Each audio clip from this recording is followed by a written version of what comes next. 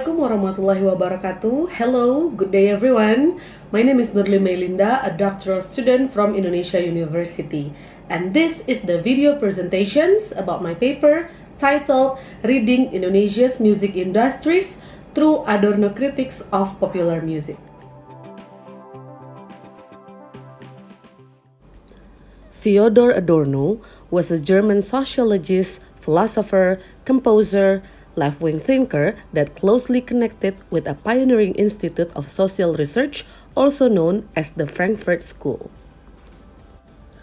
In the modern world, Adorno bemoaned that leisure has fallen into hands of an omnipresent and deeply malevolent entertainment machine which he called the culture industry.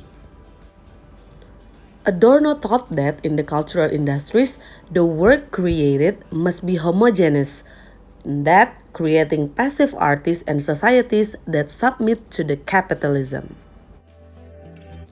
In cultural industries, Adorno claimed that capitalist society, popular culture, and by extension popular music have several aspects, which is standardization and pseudo-individualism. Between the division of classes, which is bourgeoisie versus the masses, there is the individual of hegemony.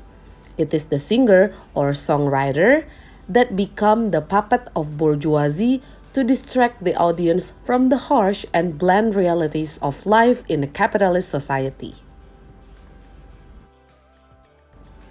So in order to see Indonesian music through Adorno lenses, we collected data from the articles in mass and online media and also conducted an interview with one group of Indonesian musicians called Orkes Tambul. The music industry in Indonesia has grown since the early 20th century. In the 90s, popular music started to develop. There are some music groups starting to be famous such as Club Project, Gigi, Dewa, and Slang. In this era, the industrialization of music as a product started to become obvious in Indonesia. We know some popular bands such as Peter Pan, Niji, Ungu, The Massive, Krispati, and then we also know the pop music that relies on just one hit song like Kangen Band, Fagetos, Merpati, Hijau Daun, and Pilot. And in the past few years, there have been works by Indonesian musicians that look new and performed by expensive singers such as Raisa, Isyana Saraswati, Ardhito Pramono, Randy Pandugo. But even so, the music they play also has a similar pattern. This shows that Adorno's critique of popular music is still relevant.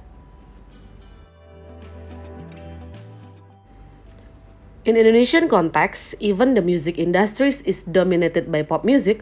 Not all musicians have become pop musicians to meet the market expectation. Iwan Fals and Efek Rumah Kaca is two of good example of the musicians who didn't follow the logic of the market yet still success in the musical careers. But apart from Iwan Fals and Efek Rumah Kaca, the music group called Orkes Tambul is also one of the musicians that provides different style and color in the music industries. Through an interview on April 2020, Orkes Tambul guitarist said that we don't have a specific target for what Orkes Tambul will accept by the community, how big the fan base is, or how much profit it will generate. Orkes Tambul is purely idealistic project which we run solely because of appreciation for Indorok itself. Well, this is show that Orkes Tambul refused to become the puppet of capitalism society and they are refused to produce music that can distract the audience so that they unable to understand themselves without any will to alter the reality.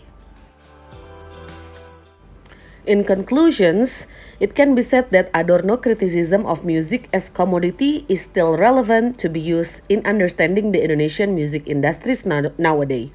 But this cannot represent the characteristic of all musicians in Indonesia.